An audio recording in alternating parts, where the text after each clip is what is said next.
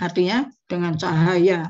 Tentu ya lampunya itu kalau dalam keluasan yang apa ya kecil gitu, yang tidak luas itu bisa diperluas menjadi berapa keluasannya hektar. Hanya seperti itu kalau Bapak-bapak sekalian bisa membuat suatu screen house yang luas seperti kalau Bapak-bapak sekalian di Belanda ke sana melihat di screen house di sana atau Korea Selatan aja deh di Seoul itu kalau Bapak-bapak sekalian dari airport menuju ke Seoul melewati sebelah kanannya itu pelabuhan atau laut gitu sebelah kirinya itu bukit.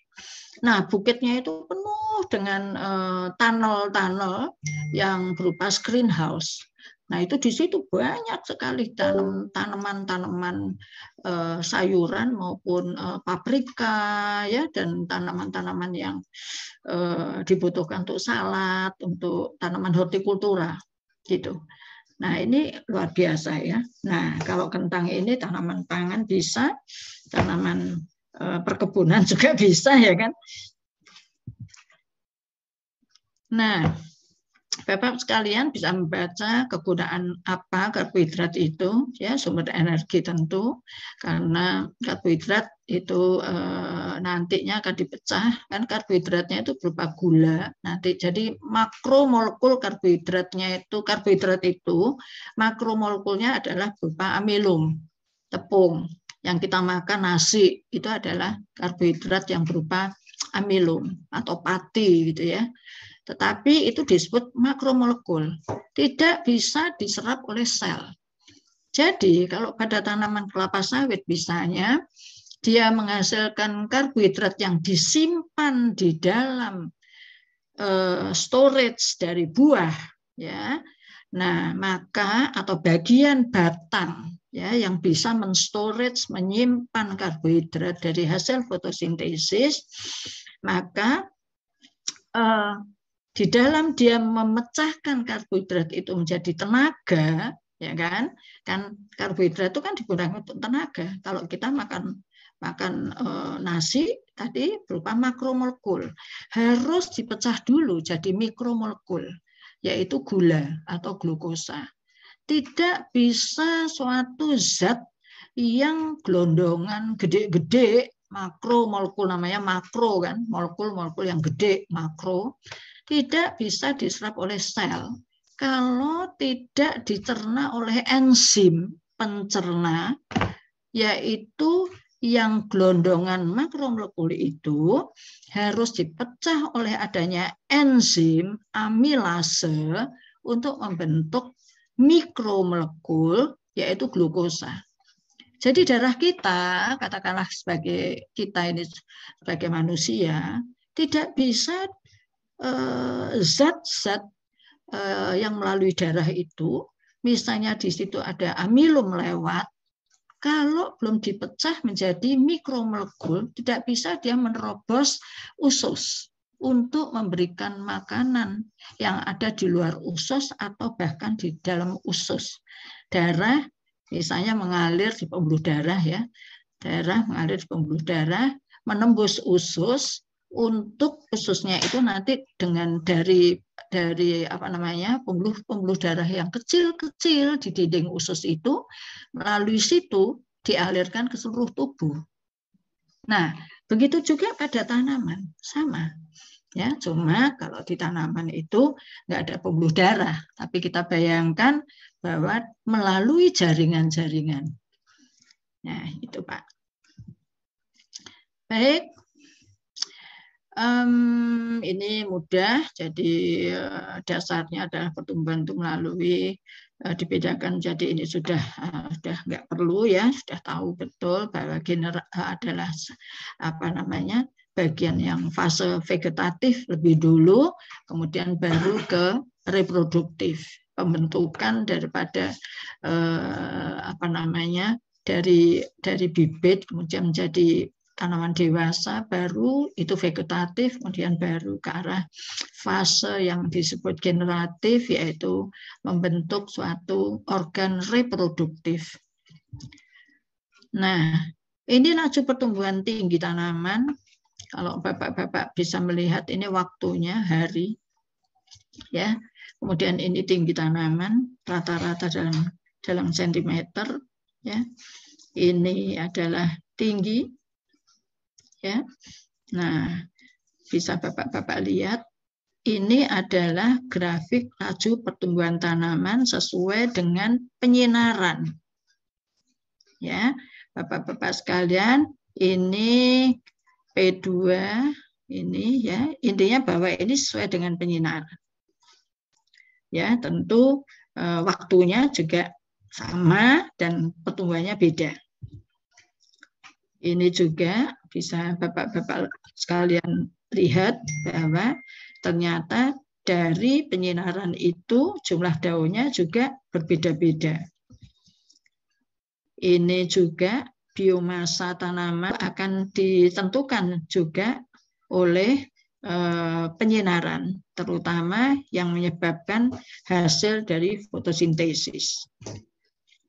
Nah, sekarang faktor-faktor produksi tanaman itu yang tadi saya sudah sampaikan, ada faktor yang mempengaruhi adalah faktor internal dan faktor eksternal.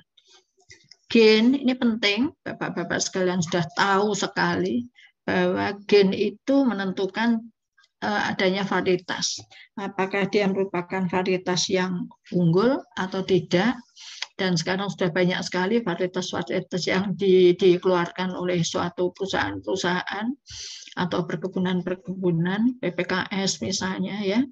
Nah, ini gen itu merupakan substansi pembawa sifat keturunan, ya. Kita sudah tahu bahwa itu diturunkan dari induk, dari generasi ke generasi berikutnya, ya.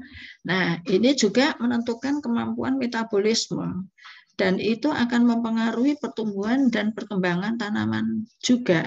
Seperti kalau kita gennya orang Jawa dibandingkan dengan gen daripada orang Batak misalnya, ya, Pak Nasution, Pak Panggabean, ya, dan bapak-bapak yang ya ada Pak Crosby Panggabean misalnya, ya.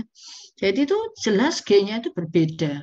Berbeda apa dalam hal ini? Laki perempuannya sama, kekuatannya yang berbeda, ya, kekuatannya berbeda. Kemudian dari sifat-sifat selain kekuatan, sifat-sifat dalam pengaruh dari segala macam penyakit yang diturunkan. Nah, ya, nah itu akan berbeda juga, ya. Nah, ini sangat mempengaruhi pertumbuhan bagi individu sendiri, juga mempengaruhi produktivitas, ya. Nah, ini penting sekali, gen. Kemudian yang lainnya, faktor dalam atau faktor internal yang mempengaruhi pertumbuhan daripada tanaman dan produksi, tentu produktivitas akan ke sana, adalah hormon, ya. Nah, hormon ini adalah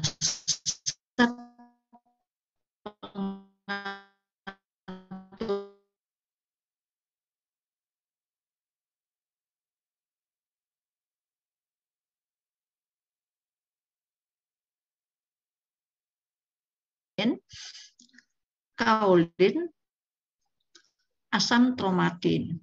Sedangkan asam absisat atau ABA, abscisic acid, itu adalah menghambat. Pada saat tanaman itu tidak sehat, dia pada ketiak daun, misalnya pada pelepah daun, ada penyakit di sana, maka akan mempengaruhi hormon asam absisat ini menjadi dominan. Sehingga dia akan menggugurkan bisa bunga yang ada di ketiak daun, bisa daunnya, ya, apalagi daun-daun yang bukan kelapa sawit, daun-daun yang hortikultura, ya, yang tidak tanaman tahunan yang seperti karet dan sebagainya. Karet pun juga itu akan terlihat. Nah, oleh karena itu hormon itu juga harus seimbang, ya. Nah, di antara hormon-hormon ini yang saya pernah menggunakan dari penelitian saya itu adalah gibberellin. Gibberellin itu orang Jepang meneliti bahwa dia itu akan mematahkan dormansi daripada biji. Dia mempercepat mempercepat tumbuhnya kecambah atau memecahkan dormansi daripada biji. Biji kentang yang saya kebetulan meneliti, orang Jepang itu memberikan atau mematahkan dormansi biji yang sudah disimpan dalam tahun, bisa mempunyai vigor dan viabilitas yang tinggi, tetapi dengan waktu 24 jam dan ppm-nya 1 ppm, 0,01 ppm, ya. Waktu itu kita cairkan dari 1 ppm. Saya mencoba, ternyata dengan waktu yang saya juga sudah menyimpan dalam waktu yang 1 tahun itu bijinya, itu ternyata penelitian saya itu lebih pendek untuk memecahkan dormansinya itu. Dalam bisa patah dormansinya, sehingga dia sudah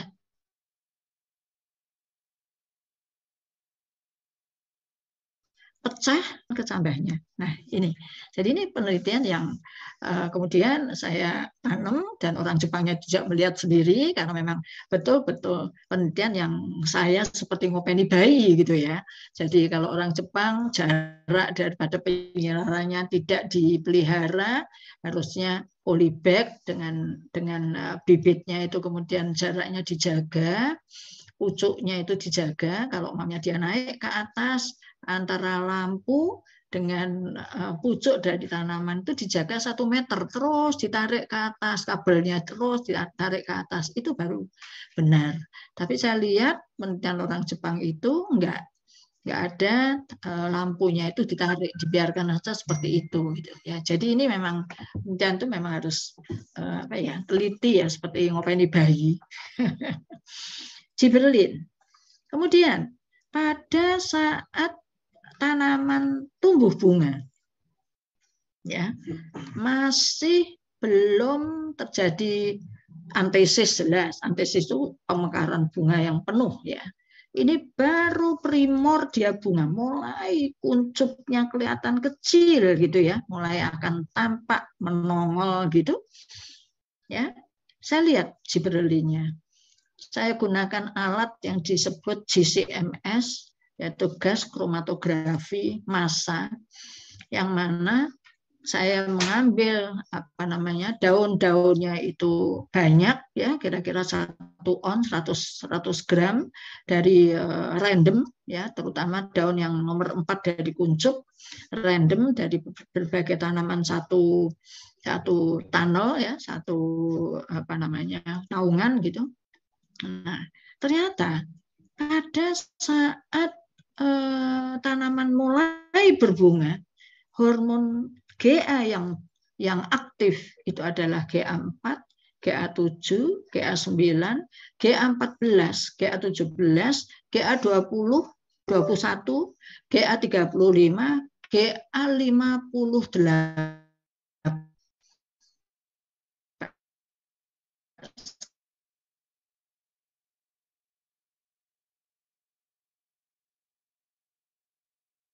Akan timbul peak, ya, sebanyak kedua mikron, ya, seperti itu.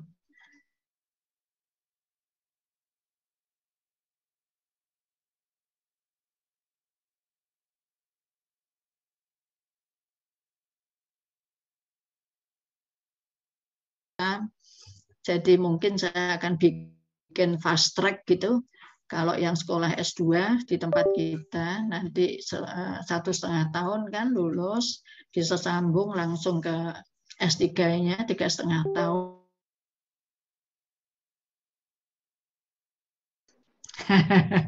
Mudah-mudahan ya Pak.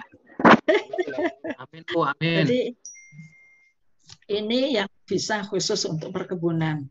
Mudah-mudahan lancar, saya mesti berjuang karena profesornya kurang. Jadi insiper ini dulu memang belum memperhatikan kenaikan pangkat untuk terutama guru besar. Ternyata persyaratannya itu harus mempunyai guru besar minimal 2. Nah ini, kenapa enggak Bapak-Bapak sekalian umurnya masih 30-an, 40-an ya, kemudian ambil S3 yang nanti bisa guru besar, kenapa enggak? Untuk bisa mengajar di S2, di S3. Wah, masa depan Pak. Ya. Pak Profesor Crosby. Nah, amin, diamini Pak Crosby. Dipakai. Nah, amin. Amin. Baik, itu hormon ya. Baik. Kalau etilen, Bapak-Bapak sekalian, untuk pematangan buah ya, pematangan buah itu butuh. Jadi di dalam tubuh tanaman sendiri mengeluarkan etilen. Oksin untuk pertumbuhan terus ke atas, pertumbuhan daripada tubuh dari tanaman itu sendiri, baik ke samping maupun ke atas. Kalau dikotil bisa ke arah samping, cabang-cabang ya kan, punya cabang-cabang. Tapi kalau kelapa sawit ke arah atas terus. Kemudian apalagi sitokinin untuk merangsang pertumbuhan dari akar karena dia diproduksi di akar ya. Asam absisat diproduksi jadi akar sedikit tapi juga ada di jaringan di batang. Kemudian kaolin, asam traumatin ini diproduksi di daun ya. Itu hormon sebagai faktor internal ya. Nah, faktor eksternalnya ini, Bapak-Bapak sekalian tahu.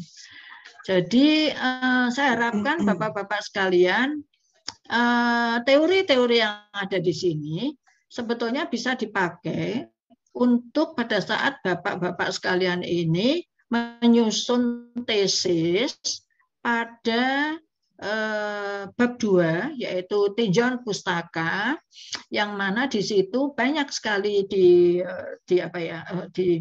dibuka ya. Jadi Bapak-bapak sekalian pemikirannya itu dibuka dari mulai detail pertumbuhannya itu seperti apa, dari mulai bagaimana terjadi sampai terjadi produksi yang bagus. Nah, kalau ini masuk ya karena itu dasarnya dari situ, nah itu bagus. Dicari buku-buku referensis untuk sumber melalui Google, melalui banyak sekali kita bisa cari di internet ya Pak.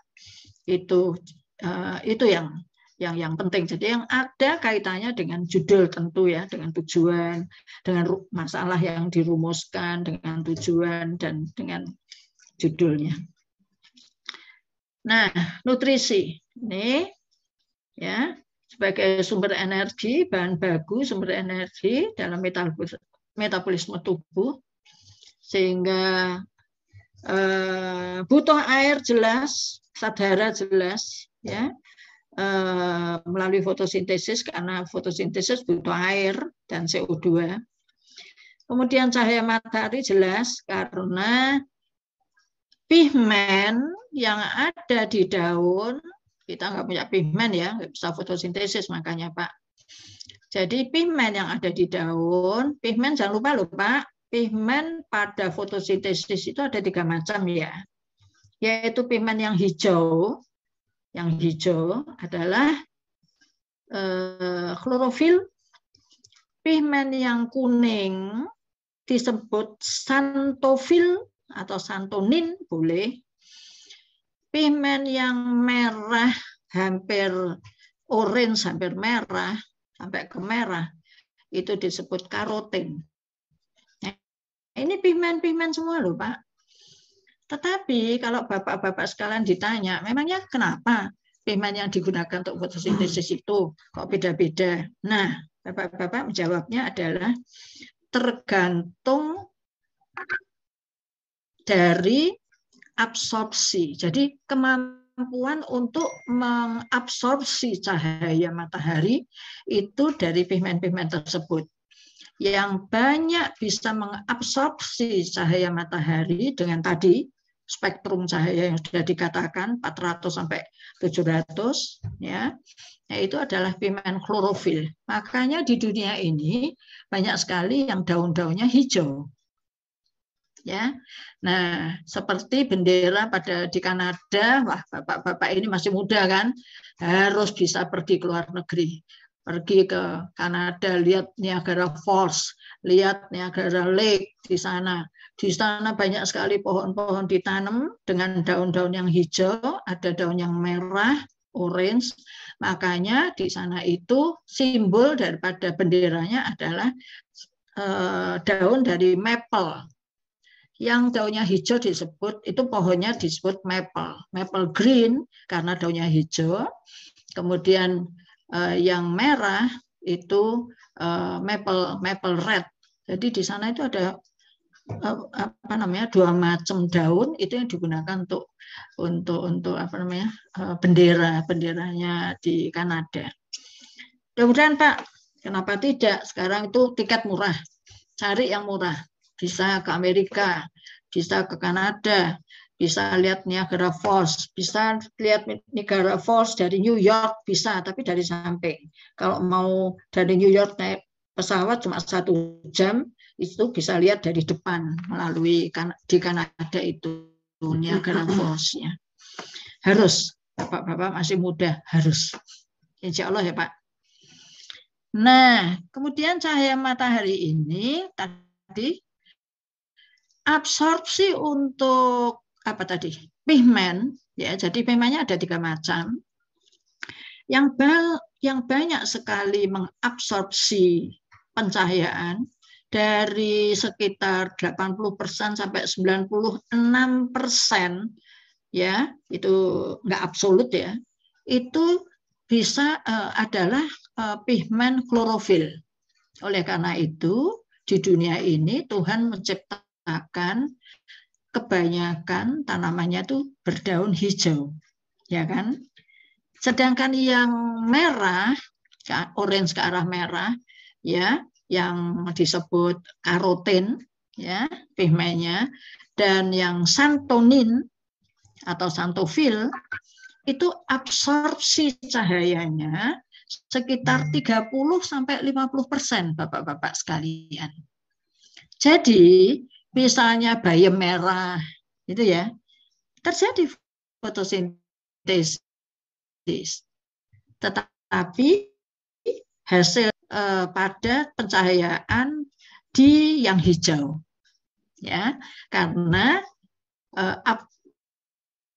dia bisa mengabsorpsi cahaya matahari hanya sekitar 30-50%. Ya, 50 itu nggak absolut ya, 55, sekitar 50 lebih persen.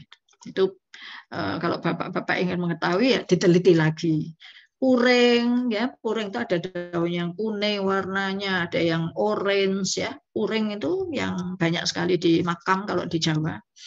Itu bermacam-macam juga daunnya. Kemudian air dan kelembaban, humidity itu selalu harus diukur kalau penelitian ya di greenhouse misalnya atau di screenhouse gitu. Air itu sangat dibutuhkan pasti untuk fotosintesis ya. Tidak mungkin kita tidak minum air ya, kemudian kita bisa hidup. Kenapa? Karena semua reaksi-reaksi metabolisme harus ada air, walaupun tidak bereaksi. Ovum, ya, diam. Spermatozoid bergerak, datang ke ovum. Semuanya karena ada air. Impossible kalau semua sel-sel yang ada di dalam jaringan itu bisa hidup tanpa air. Jadi, otak Bapak sekarang yang ada di kepala kita ini, mata kita, ya, tenggorokan kita semuanya berair.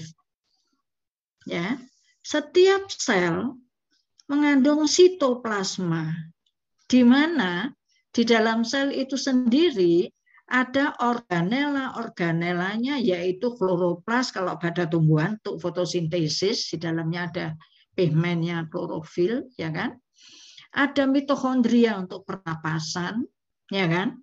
Ada nukleus, ada DNA, RNA-nya. Jangan lupa bahwa karena itu hidup, benda-benda itu mati semua, enggak.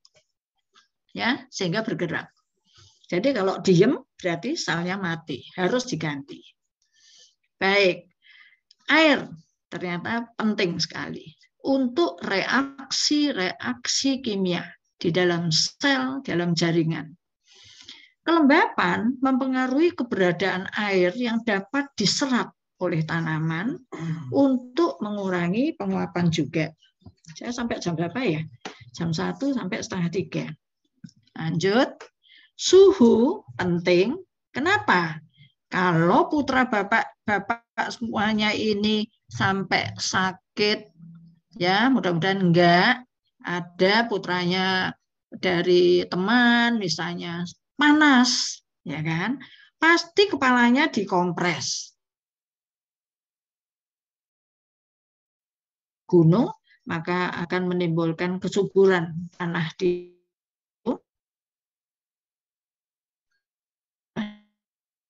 situ. Ya, selesai dengan ini yang hadir. Jadi Pak Rudi ada, kemudian Pak Herlambang ada nggak ya? Ada, Bu. Ada, Bu. Ada ya, Pak? Oke. Kemudian Pak Mas Kuni ada?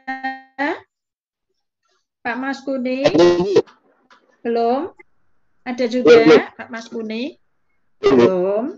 Kemudian Pak Herlin? Ada, Pak Bu. Krosby ada ya? Nah, Pak Krosby kelihatan dari sini. Oke. Pak Yadi ada? Pak Yadi? Ada, Bu. Ada. Ada, Bu. Ada, Bu. Ada Hadir. ya, tapi. Oke. Kemudian Pak Andri. Pak Andri sama-sama juga Pak Andriadi. Pak Andri ada? Oke. Ada, Bu. Ya. Kemudian Pak Suranta Sitepu. Ada, Pak? Ada. Pak Suranto. Ada enggak ya, Pak? Ada, Bu. Ada. Oke. Baik. Pak Marwan Sarwi ada? Hadir, Bu. Hadir. Pak Marwan ada? Oke, hadir. Pak Lamjonar ada? Pak Lamjonar ada? Halo, Pak Lamjonar. Lamjonar, Pak Lamjonar. Wah, keluar dia. Ada, Bu. Mana? Tampak, Pak. Pak Ihsanul Fajri. Pak Ihsanul. Ada? Ada. Oke, Pak Ihsan. Yang enggak ada ini ya, Pak Mas Kuni ya? Pak Mas Kuni, Bu. Iya, Pak Mas Kuni. Oh, sering nggak hadir, kenapa? Pak Mas Kuni udah lain bendera, Bu. Oh, gitu. Oh, gitu. Sudah nggak di BGA? Ya, Bu. Tapi ya nggak apa-apa, ada karena tetap di kelas belum itu nampak kan. nih. Tapi masih kuliah dia, Bu. Iya, tolong diberitahu Pak, kelasnya masih sama di BGA nggak Ya, Bu, masalah. masih, Bu, masih sama kelasnya.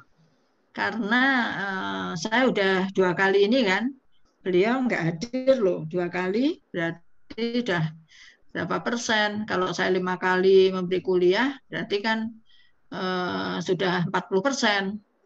Ya, padahal paling sedikit 75 hadir. Gitu kan. Nanti nggak boleh ujian, sayang dong, nggak dapat nilai. Oh ya, Pak Yokananda, juga Pak Rudi, juga Pak Bagus. Ada nggak Pak Bagus di sini? Bagus nggak ada sini. Uni, Pak Mas Uni, Pak Rudi, dan Pak Yokananda. Saya diberi dari pengelola MMP, nanti saya kirim, bahwa harus ada kontrak dari mahasiswa, kontrak perkuliahan namanya. Jadi kontrak perkuliahan, apakah sudah pernah diberi kontrak perkuliahan? Belum, Anunya? Bu. Belum ya? Belum. Nanti saya kirim lewat WA. Ya, Jadi itu kontrak perkuliahan itu, Bapak-bapak sekalian mengisi bahwa bagaimana seorang dosen itu hadir, kehadirannya seperti apa, bagaimana penilaiannya lah, ya penilaiannya seperti apa, lalu kritikannya dari bapak-bapak sekalian seperti apa. Ini yang saya inginkan supaya nanti kita bisa mengevaluasi, mudah-mudahan semuanya baik, mudah-mudahan. Itu ya Pak. Nanti kita jadi setiap dosen selesai mengajar, kemudian itu diserahkan, dan kalau ganti dosen nanti juga mengisi lagi untuk dosen yang kedua dan ketiga misalnya seperti itu. Baik, saya teruskan sedikit lagi. Sampai jam berapa ini ya? 2:30 kan? Jam 1 kan? Ya, 2:30, masih setengah jam lagi. Pak Taat? Halo Pak Taat? Oh, enggak ada.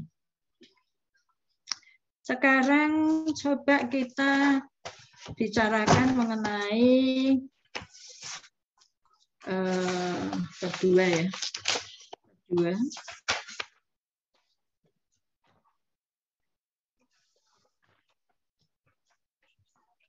Perbanyakan tanaman, Pak. Jadi ini teori yang saya juga ingin sekali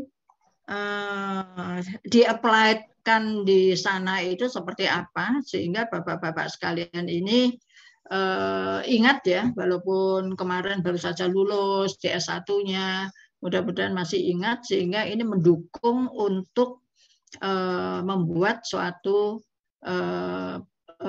membuat dan menjawab segala permasalahan yang ada di dalam tesis yang bapak-bapak sekalian buat untuk memperkuat kualitas daripada tesis bapak-bapak sekalian.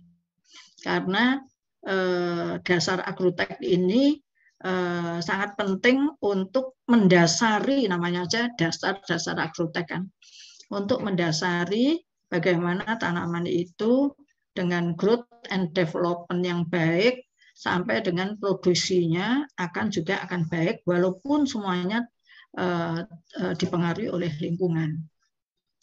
Baik, kita mulai bicarakan ke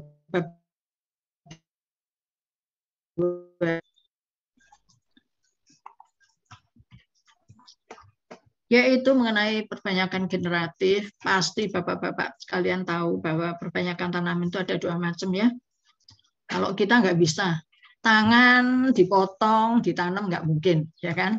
Atau ditumbuhkan. Jadi kalau pada tanaman istimewanya itu ada perbanyakan secara vegetatif dan secara generatif. Secara generatif itu bapak-bapak sekalian sudah di luar kepala, ya, yaitu dengan biji. Kenapa dengan biji? Karena secara generatif itu namanya saja generatif, berarti berasal dari gen yang masih terkandung di dalam biji itu. Gen-gennya itu masih ada di situ, sehingga perbanyakan itu disebabkan dengan adanya ya termasuk kelapa sawit ya. Kemudian kalau yang vegetatif itu dengan setek, cangkok dan sebagainya, yaitu dengan tebu, contohnya ada tebu, kopi dan sebagainya. Nah, pertimbangan dalam menentukan jenis perbanyakan itu, yaitu yang pertama adalah tersedianya bahan tanaman. Ya, kalau misalnya pada tadi yang kalau kelapa sawit, tentu bahan tanaman itu berasal dari bibit, itu jelas ya. Jadi bibit yang bermutu terutama itu adalah bibit-bibit yang nantinya akan ditanam untuk mendapatkan hasil atau produksi yang tentu yang diharapkan. Ya. Nah, yang tentunya itu akan mendukung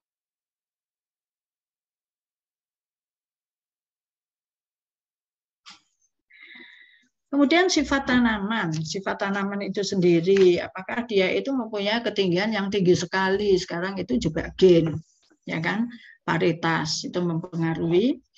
Dan kalau saya lihat di Bakri, waktu saya diajak sama Pak Sujai Kartasasmita ke Bakri Sumatera Plantation yang ada di Kisaran, di Pematang Siantar sana, itu sana membuka lahan dengan ditanami Costa Rica, ya, yang mana Costa Rica itu kira-kira pertumbuhannya itu cepat dan kemudian tingginya itu tidak terlalu tinggi, sekitar 2 sampai 2,5 meter. Jadi panenannya itu lebih mudah. Kemudian ketersediaan tenaga terampil. Ini tentu di dalam pemulia biasanya untuk mengawinkan untuk mencari suatu jenis atau varietas yang unggul, ini keterampilan tenaga ini penting sekali, ya, khususnya untuk menentukan jenis untuk mana varietas yang paling bagus. Alat atau sarana, kemudian kepentingannya itu untuk apa? Yang pertama, kalau kita bicarakan mengenai perbanyakan generatif, itu ada masa embrio, ya. Kemudian setelah dari embrio tumbuh menjadi masa dewasa, nah, masa juvenil, kemudian masa transisi yang kemudian dia akan berbunga, ya, berbunga dengan mekar, dengan menarik serangga dan sebagainya, terjadilah fertilisasi. Ya, jadi ada 3 fase. Penyerbukan berdasarkan asal dari serbuk sari. Jadi ini coba saya besarkan. Ya, ya Bapak-bapak sekalian, bahwa ada penyerbukan sendiri, penyerbukan tetangga, silang, dan penyerbukan bastar. Nah, kalau pada kelapa sawit itu termasuk penyerbukan yang mana? Penyerbukan sendiri kah? Yaitu serbuk sari jatuh ke kepala putik, ya, melalui serangga penyerbuk, gitu ya. Nah, itu sama dengan pohon-pohon yang dikotil, tanaman-tanaman pada buah-buahan misalnya. Kemudian penyerbukan tetangga, serbuk sari itu jatuh, ya, atau penyerbuk ke kepala putik, tetapi pada pohon yang sama, masih pada pohon yang sama. Contohnya adalah jagung, ya, itu tanaman-tanaman kelapa sawit termasuk, ya, penyerbukan tetangga, bisa antar tetangga, bisa antara penyerbukan di dalam pada pohon sendiri.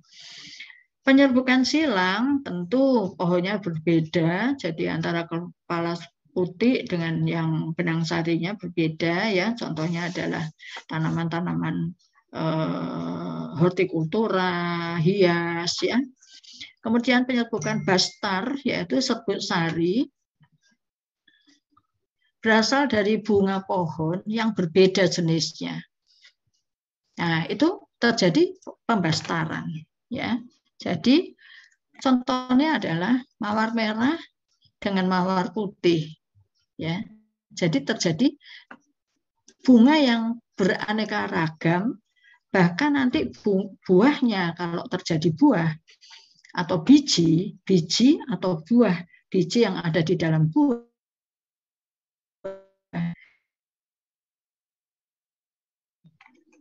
Nah, kemudian ada beberapa penyerbukan yang membantu terjadinya penyerbukan, yaitu ini mengingatkan kembali, ya, pada bapak-bapak sekalian, bahwa ada anemogami, namanya anemo itu berarti kan angin, ya. Jadi penyerbukan karena angin, ya, bantuan angin. Hidro itu air, berarti penyebukan dengan bantuan air. Zoidi itu dari zoo, berarti hewan, ya, penyebukan dengan bantuan hewan. Antropogani ini adalah dibantu oleh manusia, ya. Jadi kayak salak pondok misalnya, itu semua bantuan dari manusia. Nah, ini contoh dari kelapa sawit. Kebetulan ada Bapak dari Fakultas Kehutanan, ya tadi saya nggak apa-apa saya ini. Pak Suranta, ya, Pak Suranto Sitepu. Kalau Pak Suranto itu kan yang diambil biomasanya adalah batang, ya, kebanyakan kalau kehutanan, ya kan Pak. Misalnya pulp and paper, RP, apa Pak singkatannya? Pulp and paper, RAPP, ya kan? Yang ada di itu tanaman untuk batangnya untuk kertas atau Akasia untuk kayu. Iya. Oh, ya. Andalan pulp and paper. Ya. Itu yang diambil kan dari batangnya itu diambil untuk paper, untuk kertas, ataupun untuk kayu lapis, ya Pak, ya, kayu baku triplex, ya, itu. Jadi kalau Pak Sitepu ini tidak perlu untuk pembungaan, Pak Suranto Sitepu, ya. Panggilannya apa, Pak? Pak Senop. Panggilannya Suranta, Pak Suranto. Pak Suranta, ya. Nah, kalau di kehutanan itu biomasa yang diambil bukan buah, kebanyakan adalah batang di kehutanan, ya kan Pak? Jati itu bisa batang maupun daunnya. Tapi kalau karet itu lateksnya, itu tanaman perkebunan. Kalau tanaman hutan, selain diambil kayunya, bisa juga diambil untuk pembuatan minyak wangi atau dupa dan lain-lain itu, ya. Minyak wangi, dupa, itu adalah apa Pak? Namanya pohonnya, Pak Suranto. Ya, Bu. Yang untuk dupa itu tanaman hutan itu namanya apa? Untuk dupa, untuk minyak wangi. Gaharu, ya, gaharu, ya. Banyak sekali itu di Kalimantan. Pernah masuk ke Kalimantan Timur bersama dengan bapak-bapak yang waktu itu saya diminta untuk penyuluhan bagaimana untuk membuat gubel yang ada di dalam batang gaharu. Jadi kita ini memang manusia yang kadang-kala merusak, ya, perusak gitu. Kasihan pohonnya gitu. Jadi gubel itu sebetulnya adalah pembuatan penyakit. Gubel itu sebetulnya penyakit yang ada di dalam batang. Jadi batang yang sehat justru dimasuki oleh cendawan atau mushroom atau apa namanya, jamur gitu, ya, sehingga batangnya itu menjadi berpenyakit. Justru dengan adanya dimasuki jamur itu, maka batang itu mengeluarkan gubel, mengeluarkan seperti nanah gitu, ya. Tetapi itu seperti belendok pada jeruk, ada batang jeruk yang mengalir di batangnya itu, ya, kayak ada luka, terus deledek itu ada cairan kental yang keluar kayak gitu. Nah, itu gubel yang nanti itu terus-menerus meluas sampai akhirnya batangnya dipotong, ditebang, nah diambil gubelnya. Kalau orang Dayak, nanti kayunya setelah gubelnya diambil, kayunya dipakai untuk penyimpanan jenazah karena wangi, gitu. Nah, gubelnya ini 1 kilo 10 juta dulu, nggak tahu kalau sekarang. 10 juta. Jadi itu yang dikejar untuk mendapatkan gubalnya. Nah ini kalau di Kalimantan Timur itu tanah-tanah hutan yang diaku oleh orang-orang Dayak bahwa itu adalah tanah-tanah nenek moyang. Nah itu kita nggak bisa apa-apa, pemerintah nggak bisa apa-apa. Dan itu betul-betul dia menanam gaharu yang jarak tanamnya kira-kira ada hampir sama dengan jati ya, kira-kira ya sekitar 5 ya, sekitar 5 dan kali 4 gitu, seperti itu. Nah ini pengalaman saya diundang oleh Kepala Dinas Pak Mul waktu itu namanya, di Kalimantan Timur, di Tamiang Layang. Mungkin bapak-bapak tahu ya, Tamiang Layang Kalimantan Timur. Nah, dekat sama ibu kota nantinya itu. Baik, bapak-bapak sekalian, ini menunjukkan bahwa ada kumbang penyerbuk pada kelapa sawit, ya. Eladebius camerunicus, kumbangnya seperti itu morfologinya. Nah, dia ini pekerjaannya adalah senang untuk tinggal di bunga jantan. Ya. Nah, ini adalah bunga jantan kelapa sawit. Ini bunga jantan kalau dibesarkan ya ini. Ini kumbangnya.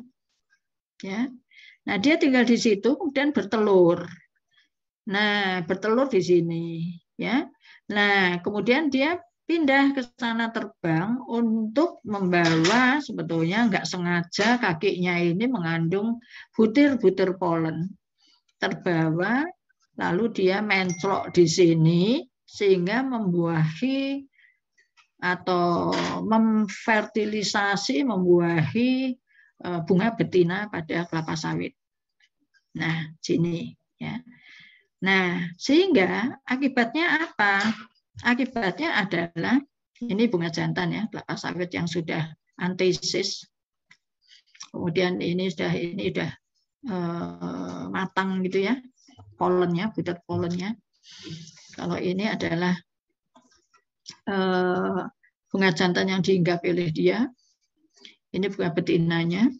Nah, karena saya pernah cerita bahwa tikus itu suka sekali dia itu dengan larva-larvanya daripada telur yang ditaruh di bunga jantan. Dengan tidak sengaja dia itu menaruh telur yang ada di situ, sehingga kemudian lahirlah larvanya yang disukai oleh tikus.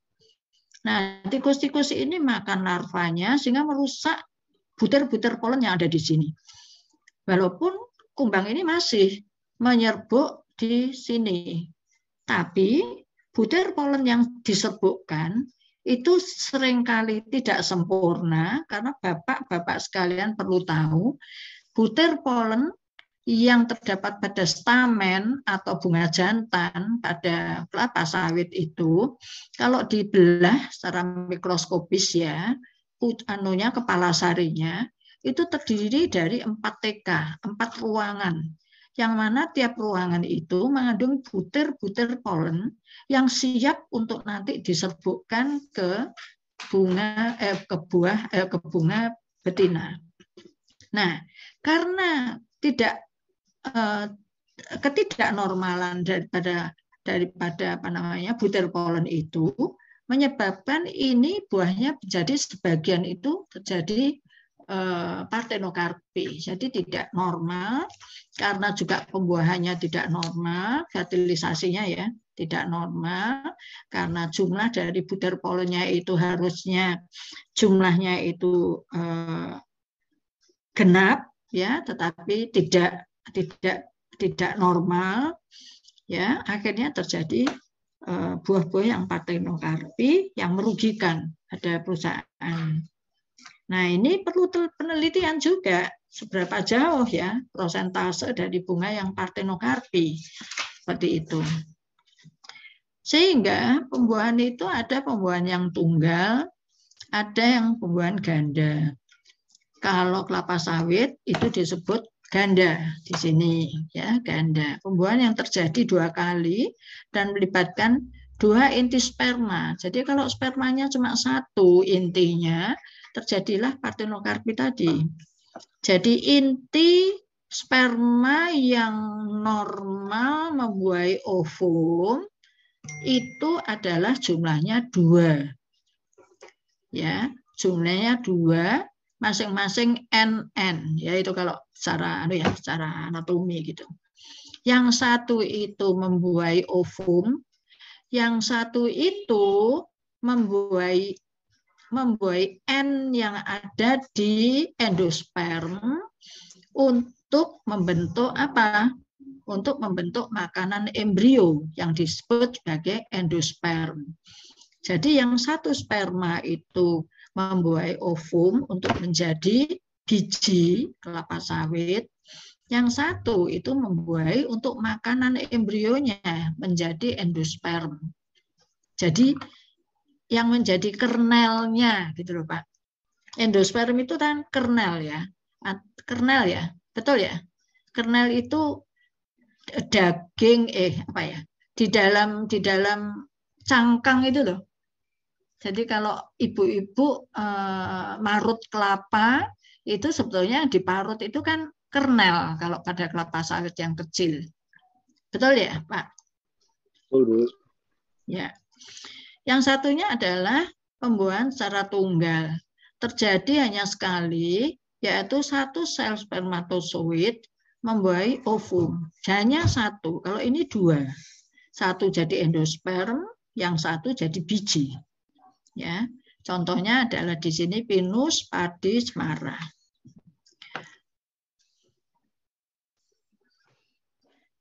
Kebanyakan vegetatif itu bisa, salah satu contoh di sini yang sedang di zaman milenium, sebetulnya nggak perlu di milenium karena itu merupakan rekayasa genetik ya, dari satu varietas dikawinkan dengan varietas yang lain. Ini tugas dari pemulia tanaman untuk menghasilkan tanaman baru, tetapi ini vegetatif bukan kultur jaringan. Oh benar, kultur jaringan ya. Tetapi sifatnya itu sama persis dengan induknya. Nah, jadi Bapak-bapak sekalian sudah hafal dengan tissue culture atau kultur jaringan ya. Biasanya eksplannya atau bagian-bagian dari tubuh tanaman yang diambil untuk dijadikan eksplan yang nanti dijadikan sebagai tanaman baru, nah itu dikulturkan atau dikulturkan di media yang cocok sehingga itu menjadi banyak sekali bibit. Nah ini kalau perusahaan yang bagus bisa dijual bibitnya dari tissue culture. Jadi mendapatkan tanaman yang baru, jumlahnya banyak, bibit yang dihasilkan sama dengan induknya, memperoleh tanaman baru yang unggul, pengadaan bibit tidak tergantung musim, memperbanyak tanaman yang hampir punah bisa, ya, bibit terhindar dari hama penyakit. Ini keunggulan daripada tissue culture. Kalau pada kelapa sawit, Bapak-bapak sekalian mungkin sudah hafal ya. Ini adalah contoh daripada tissue culture. Ya. Jadi diambillah pengambilan sampelnya itu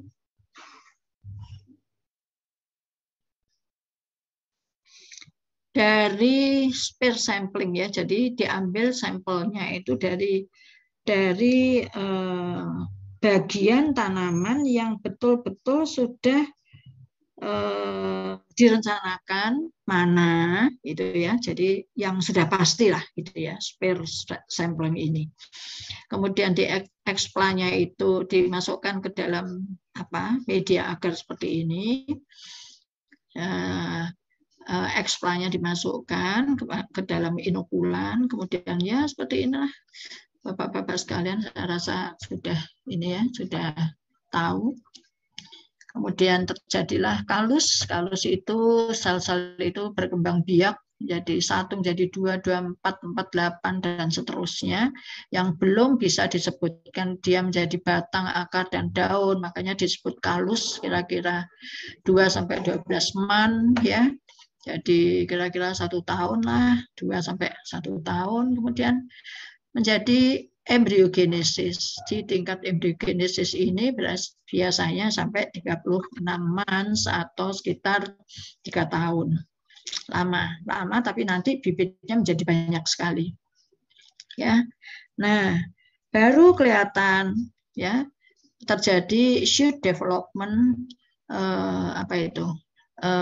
perkembangan daripada shoot, dari pucuk ya, dari pucuk itu mulai tumbuh, tentu dia dirangsang oleh oksin, ada pencahayaan buatan di dalam ruangan itu ya, sehingga mulai tumbuh jaringan-jaringan itu menjadi seperti ini ya.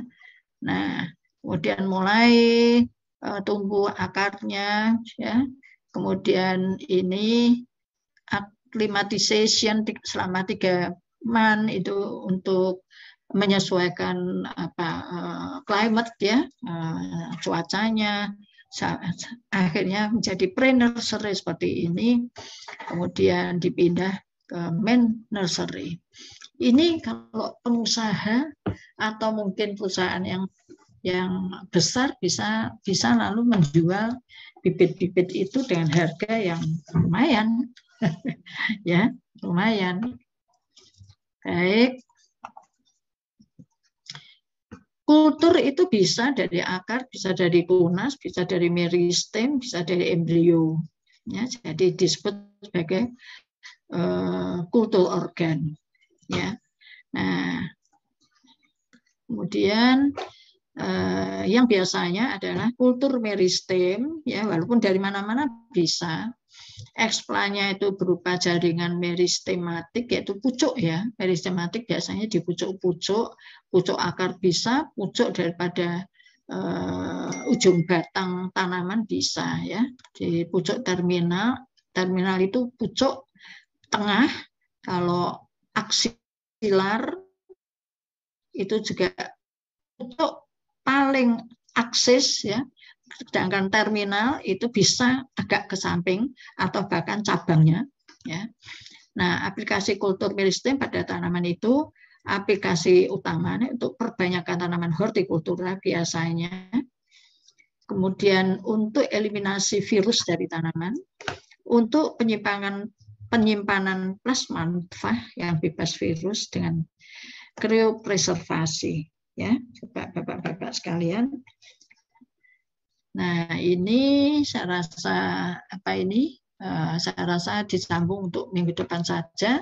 Silakan Bapak, ini adalah pucuk ya. Nah, ini pucuk apikal, meristem apikal. Nah, ini adalah pucuk yang samping ya, yang nantinya jadi daun, tetapi ada juga yang nantinya jadi cabang-cabang. Ini di sini pucuk ketiak ya. Seperti itu. Baik, saya rasa cukup sekian dulu. Ada pertanyaan Bapak-bapak sekalian? Silakan. 5 menit masih ada waktu.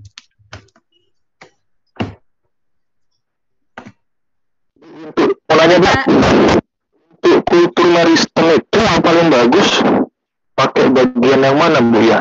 Tadi kan ada aksil. Pakai bagian yang mana Bu ya kira-kira untuk kultur meristem? Oh, meristem. Meristem ya.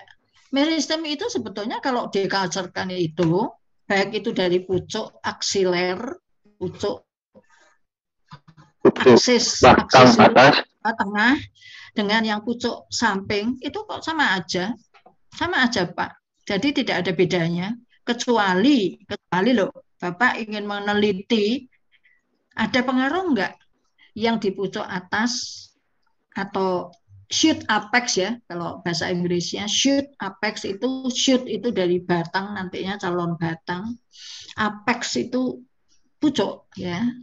Nah, kalau dibandingkan dengan samping ya itu seperti apa?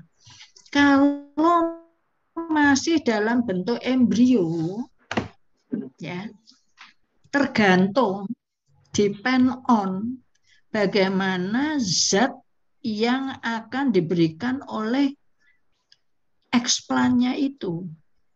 Kalau eksplannya masih baby, masih kecil, saya rasa kok, kecuali loh Pak, kalau ekstrimnya diambilkan dari daun, dari akar, tadi seperti itu ya, dari akar, dari daun, dari bagian batang, ya, adalah nggak ada bedanya. Kalau boleh dicoba loh. Kalau misalnya kita mengembangkan kultur jaringan untuk tanaman kelapa sawit, biasanya kan lebih ke kultur meristem.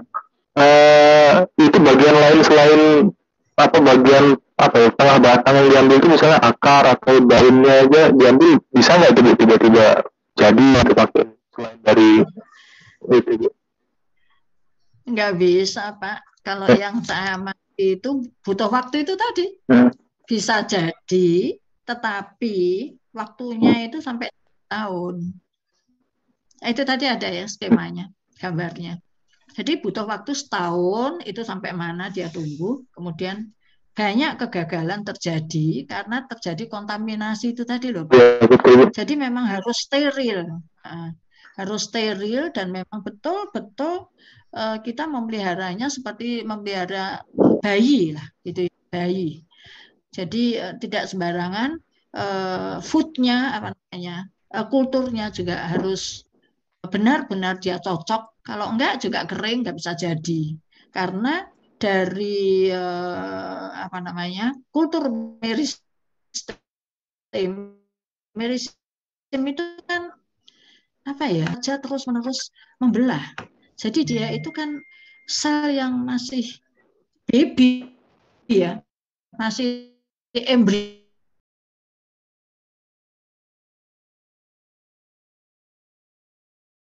Pada saat dia pembelahan sel meristemnya itu, meristem itu selnya embrional, selalu membelah terus toh, jadi kalus dulu kan. Kalau udah jadi kalus, oke, senang, wah udah berkembang. Belum terjadi diferensiasi. Ya, jadi dari kalus itu nanti terdiferensiasi menjadi primordia daun, primordia akar, primordia batang, primordia daun. Yang lalu jadi kecambah kecil. Nah, ini udah mulai seneng nih. Wah, bisa ini. Nah, asal pemeliharaannya terus steril. Sehingga kalau dia sudah semakin besar, sudah adaptasi dengan udara, dibuka di udara di kamar, kemudian baru sedikit-sedikit pelan-pelan dia harus adaptasi dengan lingkungan baru. Bisa 3 tahun, bisa tumbuh dengan baik. Gitu Pak, kalau dengan cara tissue culture itu. Sama dengan bayi tabung Pak. Bayi tabung juga gitu kan.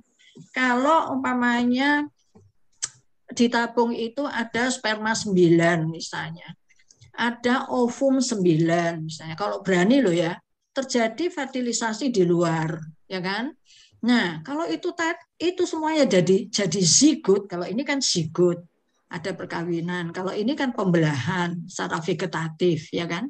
Kalau ini kan zigot, ada seksual, ya, ada perkawinan antara ovum dan sperma. Sehingga kebanyakan baby juga masuk ke perut kandungan ibu bisa terjadi kembar 5, kembar 6, kembar 7 kan gitu Pak. Jadi keberhasilan itu tergantung dari makanan yang ada atau adaptasi dari jaringan itu di media yang ada. Itu Pak. Bagus loh. Sama Bu ya. Kalau medianya kan biasanya media MS itu sama untuk semua jenis tanaman Bu ya. Misalnya sawit. Pak. Ya. Lain. Nutrisinya. Sudah ya Pak ya. Terima kasih Bu. Satu aja. Waktunya sudah habis. Terima kasih atas perhatian Bapak-Bapak sekalian. Kita lanjutkan besok minggu depan. Pertanyaan-pertanyaan bisa ditabung dulu. Nanti bisa dilanjutkan di minggu depan. Terima kasih. Selamat sore atas perhatiannya. Semoga sehat semuanya. Dan sampai ketemu di minggu depan. Terima kasih Bu. Selamat sore. Wassalamualaikum warahmatullahi wabarakatuh.